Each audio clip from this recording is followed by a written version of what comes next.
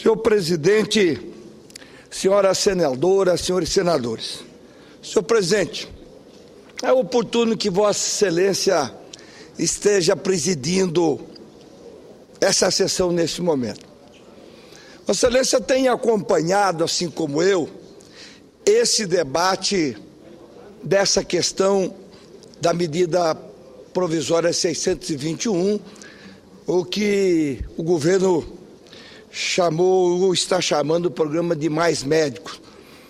Senhor presidente, desde o início, já desde o ano passado, mais especificamente este ano, na Comissão de Assuntos Sociais, nós viemos debatendo uma questão que me parece ser o pano de fundo de todas essas questões, que é a falta de recursos que tem a saúde. O Brasil optou, Congresso Nacional, por um sistema universal de atendimento à saúde. Saúde é um direito do cidadão e é um dever do Estado. Eu costumo dizer, senhor presidente, eu sou de uma geração, quando me formei, você tinha o paciente que tinha um instituto, não era nem plano de saúde, era instituto, era no Mato Grosso Uno e PEMAT. Tinha o paciente particular e, pasme, senhores senadores, senhoras senadoras, existia a figura do que se chamava, olha, eu tenho até um constrangimento, mas era chamado de indigente, o cidadão que não tinha nem plano de saúde, nem condição para pagar. E nos hospitais, eles eram atendidos nos pavilhões populares, na maioria por estudantes de medicina, que estavam ali aprendendo. Muito bem, o sistema universal deu condição e hoje todo mundo, o cidadão tem esse direito. E eu temo que essa discussão, sem entrar no mérito dela, que nós vamos tratar na 621, eu tenho uma opinião formada em relação a isso, é uma coisa que eu não concordo. Quer dizer, de repente, depois das manifestações nas ruas, que ficou muito claro o problema da saúde, e qualquer um de nós que esteja ou que está em contato percebe isso, o problema de saúde no país é um problema sério. E aí as pessoas, não, mas vai dar um atendimento básico lá na ponta. Claro que isso é importante, mas isso não vai resolver, os nossos hospitais, pacientes internados em maca, e as macas, às vezes, de ambulância, que o hospital não tem nem maca e a ambulância fica parada ali. Quantas e quantas vezes já vimos isso? Esse tipo de caos não vai melhorar. Vamos dar uma parte, senador. Pois não, deixa eu concluo já. Fique à vontade. E já lhe dou a parte, senador. Fique à vontade. Isso é uma preocupação. Nós precisamos, eu digo assim, na melhor das hipóteses, virão 10 mil médicos estrangeiros. Ora, o país tem aproximadamente 400 mil médicos. Por 3 anos, isso vai resolver, nós precisamos de uma solução permanente. E nós estamos tratando de duas questões que me parecem ser, essas sim, fundamentais e que poderiam mudar e mudariam se implantada a questão da saúde no país, que é um plano de carreira. O jovem médico precisa ser estimulado a ir lá para o interior, seja com salário, mas com uma ascensão na sua carreira. Os jovens que se formam, eles vão, e eu defendo que quanto mais difícil for o acesso para onde você colocar o médico, mais facilmente ele chegará a uma capital, ou ele pode ser estimulado numa residência ou numa especialidade clínica. Isso é uma solução permanente, plano de carreira. E aí, e é o motivo do meu pronunciamento, a semana que vem nós vamos votar. Nós criamos uma comissão especial na Comissão de Assuntos Sociais. O relator, o senador Humberto Costa, que já nos garantiu, a semana que vem apresenta o relatório, nós vamos votar. E eu gostaria que na outra semana, em que o presidente dessa casa fará um esforço aqui, que a gente pudesse agendar e votar aquilo sim que é um apelo, que é os 10% da receita bruta. Se não for esses 10%, um projeto que pelo menos crie uma transição, mas que aporte mais recurso, com mais recursos na saúde, devidamente fiscalizado e com plano de carreira médica estimulando os jovens ou os médicos a irem para o interior desse país, aí sim eu acredito numa solução permanente. Mas concedo uma parte ao senador Mário Couto. Primeiro, parabenizar pelo excelente pronunciamento e a preocupação com a saúde dos brasileiros. Lógico, meu nobre senador, nós não somos contra a vinda de nenhum médico. Que venha 1, 2, 3 já ajuda.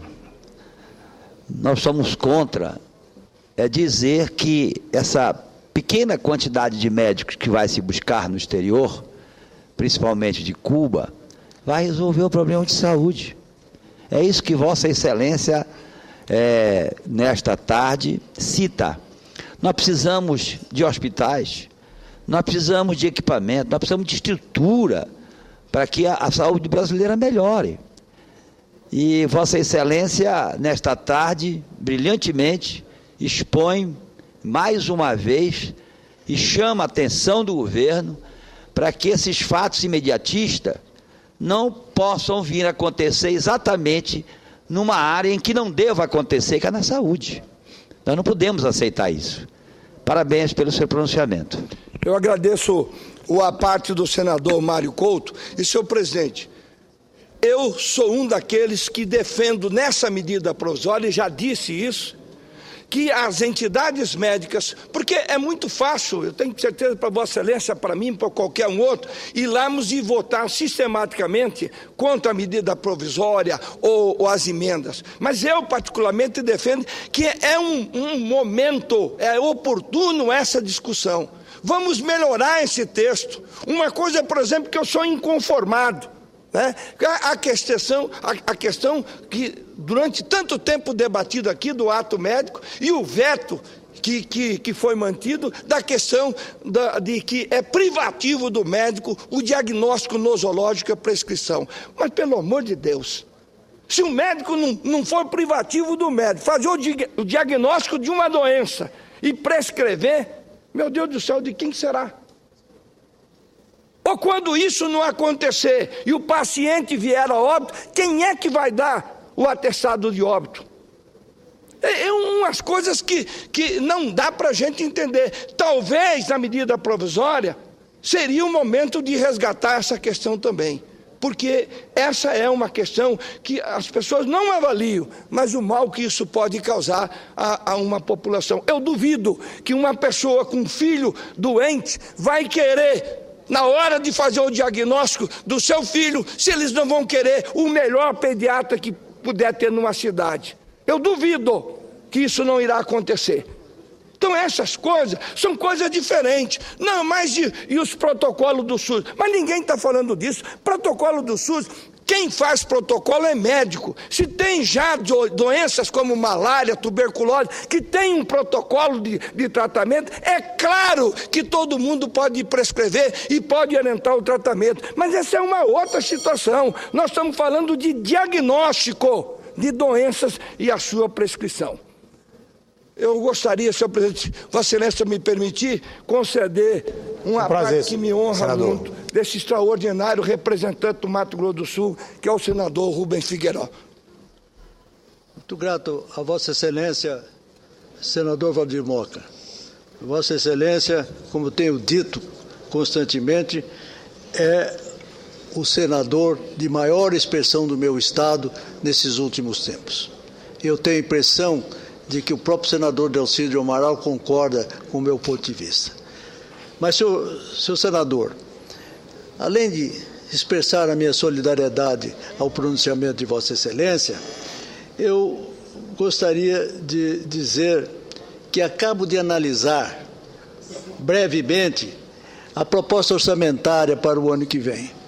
E me causou estranheza, surpresa, em verificar que o Ministério da Saúde, vou ler inclusive aqui, o Ministério da Saúde reduziu a sua previsão para o orçamento do ano que vem.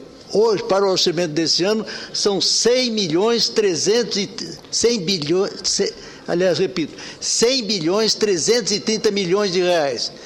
Sabe quanto, Vossa Excelência, o Ministério prevê para o próximo ano? 100 bilhões e 300 milhões. Portanto, há uma redução mínima, mais de 1%.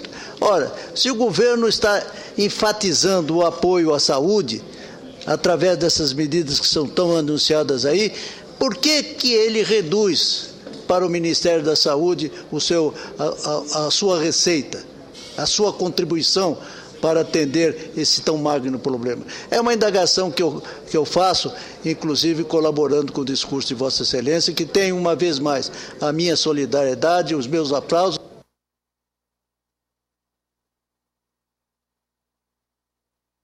Desse país. Agradeço um honroso à parte de senador Rubens Figueiró.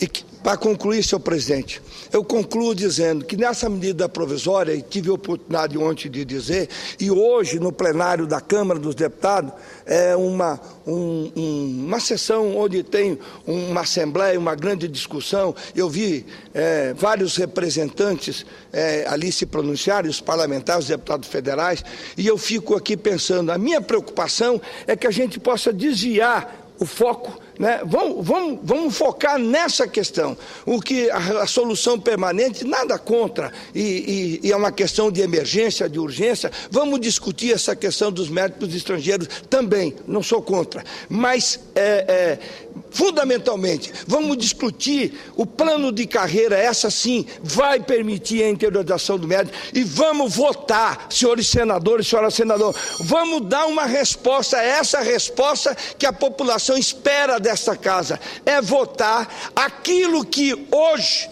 né, é obrigatório para os municípios.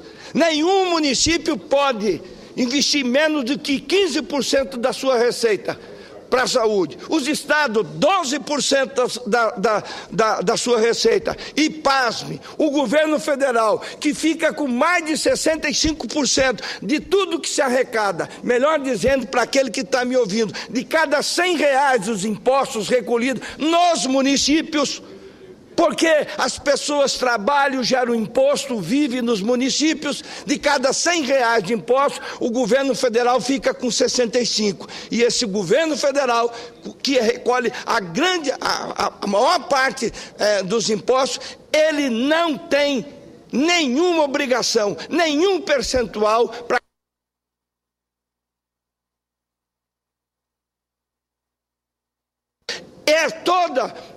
esse caos na saúde é, sem dúvida nenhuma, falta de recurso. Portanto, a semana que vem, na Comissão da Saúde, eu quero discutir na Comissão da Saúde como é que nós vamos fazer, né? Porque eu gostaria que a Comissão da Saúde, né, indicasse qual é o projeto que nós vamos trazer para a pauta entre 16 e 20. Eu tenho uma posição definida. Vamos trazer para essa pauta esse projeto que o relator insiste, é o senador Humberto Costa, que trata do financiamento de saúde para esse país. Muitíssimo obrigado, senhor presidente.